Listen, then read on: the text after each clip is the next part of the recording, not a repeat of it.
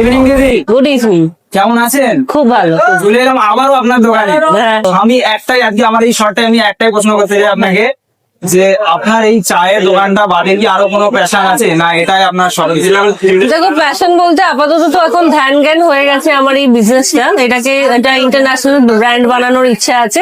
বাকি এমনি মেয়েদের যেরকম থাকে এই শুট ফুড মডেলিং, যেটা আমি আগে করতাম, সেগুলোর তো একটা ইচ্ছা আছেই, আমি করছিও সেগুলো। আর বাস আপাতত এতটুকুই। মানে চায়ের দোকানটা ব্র্যান্ডিং বানানোর ইচ্ছা আপনার আছে? হ্যাঁ, হ্যাঁ। আমি আজকে এটাই প্রশ্ন করতে চাইছিলাম যে চায়ের দোকানটা কি ব্র্যান্ড, আপনার আউটলেট আপনি করতে চান আরো? হ্যাঁ হ্যাঁ, ব্র্যান্ড, এটাকে একটা ইন্টারন্যাশনাল ব্র্যান্ড। দেখেন আমি একটা কথা বলি, মানে যদি আপনার কাছে 100% কাস্টমার থাকে, 100% এর মধ্যে 90% কাস্টমার আপনার জন্য আছে। যদি দিদির সাথে একটা সেলফি নেব, তাহলে যদি আপনি আউটলেট করেন, তাহলে সেইখানে গিয়ে মানে আপনি কিভাবে টাইম দেবেন?